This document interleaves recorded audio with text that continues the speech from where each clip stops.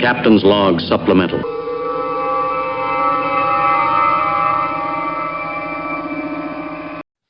So, Miss Vicki, Yes, sir. do you remember when we were watching those WRL events and some of those grid life events where you used to see the in-car video and it had like the cameras seeing front and back, but it also could see all the telemetry and everything that was going on? Mm-hmm. You know, most of the ones that we liked were taken by the Sentinel system. Remember James came on our podcast earlier? Right. You know, we have no excuse since he lent us one for trial and demonstration purposes. We should actually probably put that in one of our cars, maybe two. I really think we should. I think we should. I know.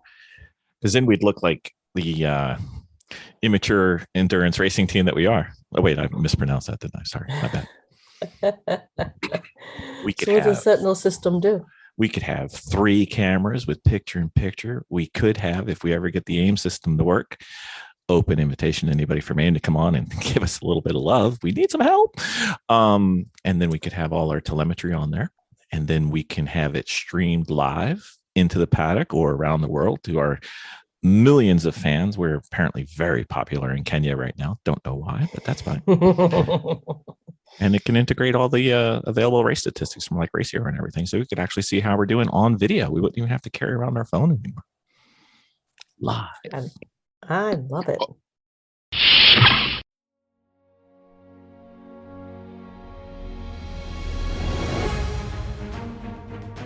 From the great halls of their house, there are assembled 3 who hope to one day be the world's greatest driving heroes.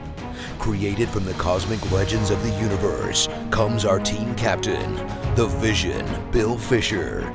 Their soon-to-be Wonder Woman, Vicki Fisher. Our Captain Marvel and head flight trainee, Jennifer Skripchuk. And our Batman, the master of tools, gadgets, and all things mechanical, our mild-mannered soon-to-be billionaire, Alan Danvers. Their mission, to fight injustice, share what is right and wrong, to get you out of your house and come out racing with them, and serve all mankind. They are the Garage Heroes in Training Team.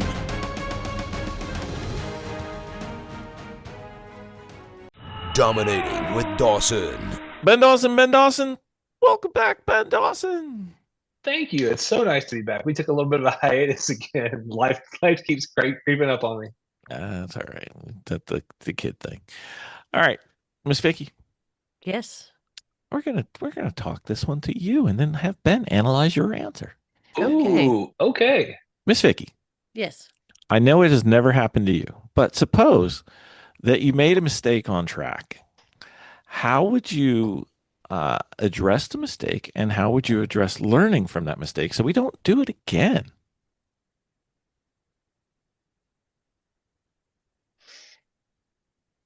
Hmm. Oh, okay. I wasn't sure this thing was on.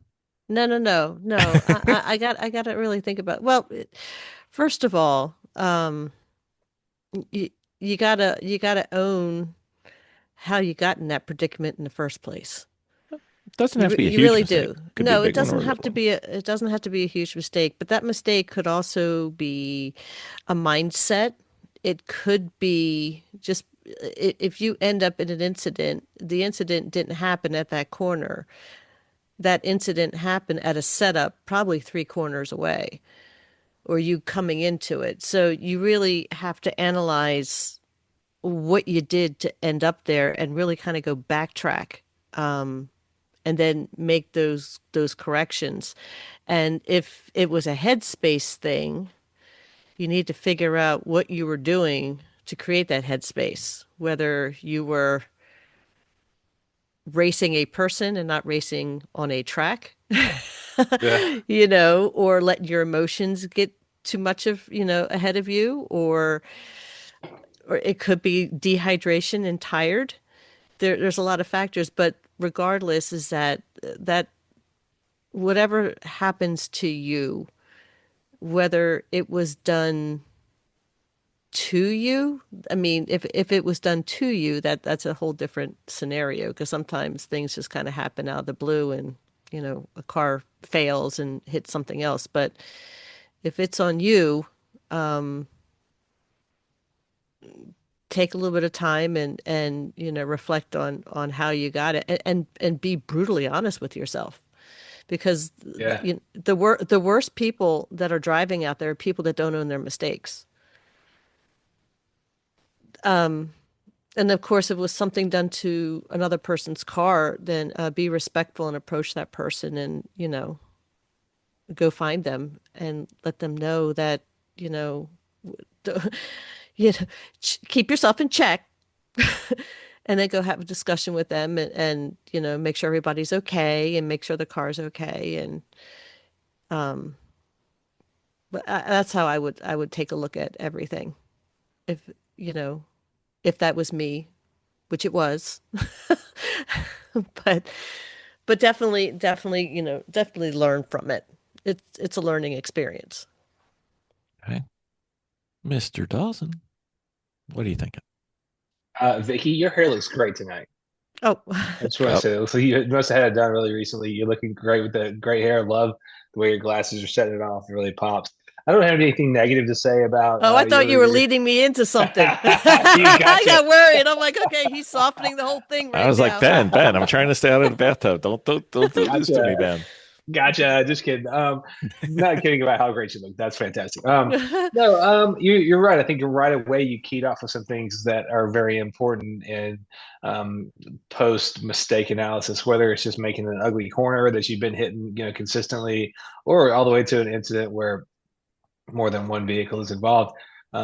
You're right. You gotta own it and be analytical about it. Like, what led to this?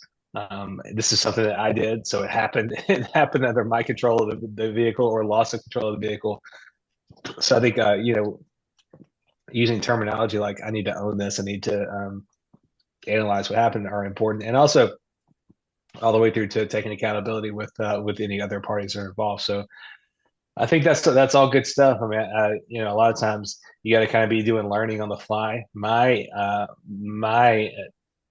this may sound counter to how much of an egomaniac I am about my own driving and abilities on track, but Hmm. when something happens on track, my first assumption is that I screwed something up. Like, so I try to go back thinking like, was this a failure of me placing the car? Was I trying something that was a little too extra that I shouldn't have been trying?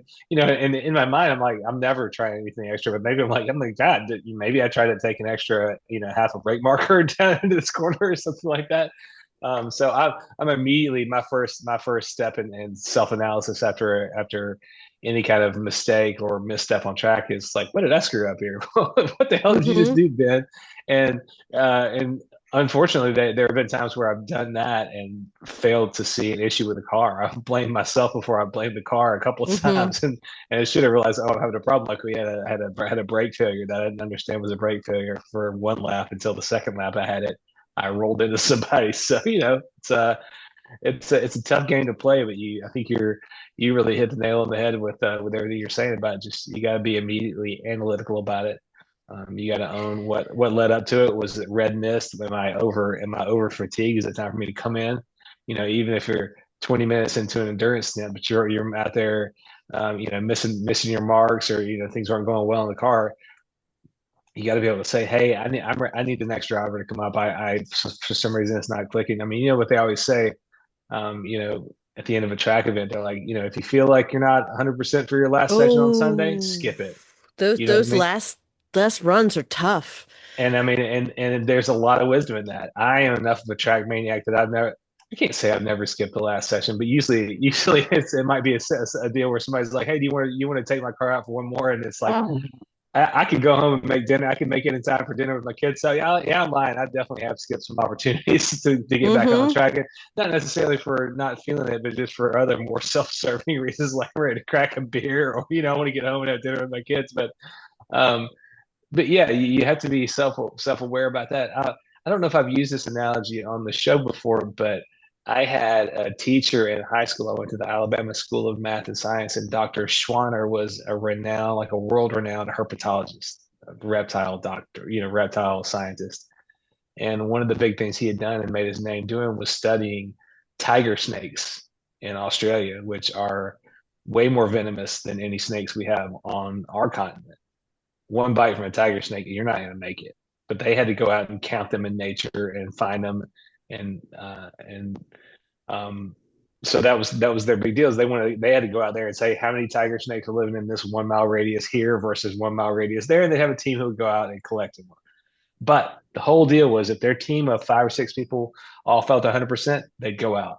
If one of the team didn't feel all the way, like maybe had a few too many drinks the night before, maybe just felt pukey that morning, maybe just breakfast didn't sit well, they all stayed back in camp that day because they had to have their whole team on board and everybody had to be 100%. And that's the way I feel individually about going on track. If you don't feel 100%, if you feel off for any reason or something's not there, you're not just taking your own safety in your hands, but you're going to get out there on track with a bunch of other people whose safety is also your responsibility. I hate to get all soapboxy and weird about it, but don't go on track if you're not 100% into it. You're not 100% feeling it because it is like dealing with an extremely poisonous reptile. Like one misstep could make things really bad for you, especially if you're driving a car that doesn't have full safety equipment. It's even scarier to me. And the other thing too is, and that is the self-ownership part of it. But when you have a team and you're racing in a particular circuit, that is like legit a community. It's a community that really cares for each other. So, especially like with the grassroots, as you get more elevated, things get a little, more team oriented. But when you go off, it's kind of like going over and apologizing to your neighbor because, something happened. So if you had kind of have that one wild driver who wants to start throwing punches, you know what? That is a reflection on like the entire team. So you have to really keep that in mind that it is these are also your friends. These aren't just competition. So it is good to keep the peace and to do those things to smooth things over. It's just a race. Sometimes you come out of the car a little aggro and whatever. That's not, you're in the wrong circuits if you're doing that. You're watching too much F1. You're watching too much NASCAR. It's so funny the different world. Like when I raced cars, they had to have a off-duty sheriff's deputy out there every Saturday night to pick up fights. Yeah. Thankfully, that's not the world we live in. Yeah, and that goes online too. That goes for online. Yeah, sure. You also, I mean, these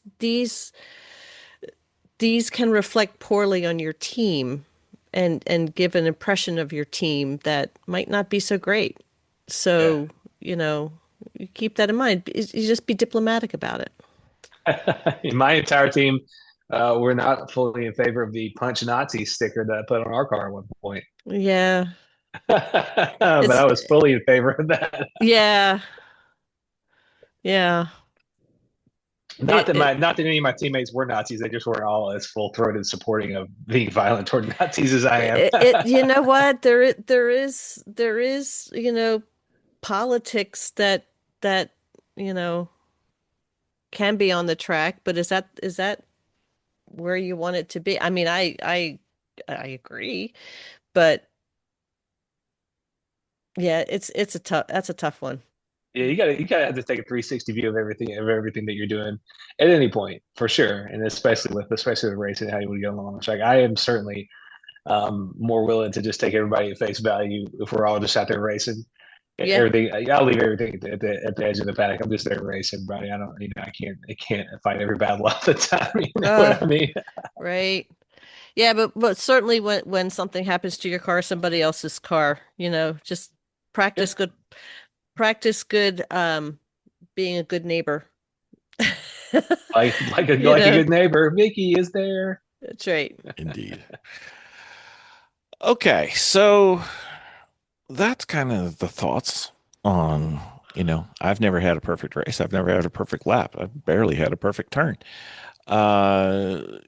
You got to think about these things, and you got to be critical, and not overly critical, but factually critical. And, there's a lot you can do to improve, and just, take it from there. And, Vicki started talking about like big mistakes and even little mistakes. You have to take a look at it. And if you're wasting the time that you have on track and the dollars that you've spent to be on track and not trying to learn from it and maximize that, I feel like you're being wasteful of your time and your money, and then it's really expensive. And if you're just going out there to have fun and just do laps and you like the way it feels to be on track, cool. But if you're trying to be better, try to take advantage of it.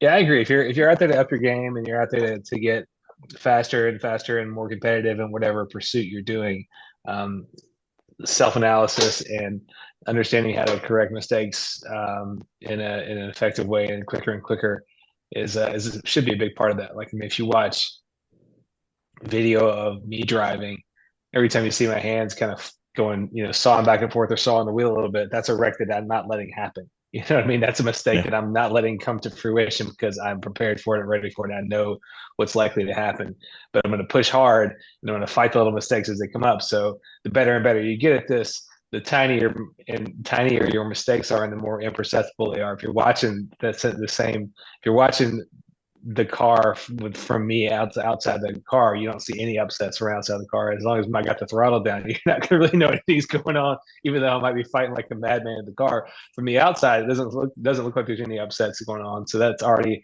minimized mistakes, at least outwardly. But if you're looking at in car of somebody who's pretty quick, they're making little corrections, especially if we're not talking about a car that's like full aero like an F1 car. Those guys aren't making a lot of corrections, but just about everybody else who has to try to do as much as they can with their foot down, they're going to be fighting the cars to some degree or other, and those are people who are just not letting the mistakes come literally full circle on them. You know what I mean? Yep. And Ben said that's a wreck that you didn't let happen. It's also a limit that you crossed and came back from. That's another way to think about it. Ben doesn't saw on the wheel because it looks cool in the video. That's me plucking that string. You know what I mean? That string that vibrates side to side of the limit. You know what I'm saying? You're plucking that string all the time. Mm-hmm. Yeah. All right. Sounds like a plan. Thank you. Thank you. That was a fun one. Good one to talk about. Thank you.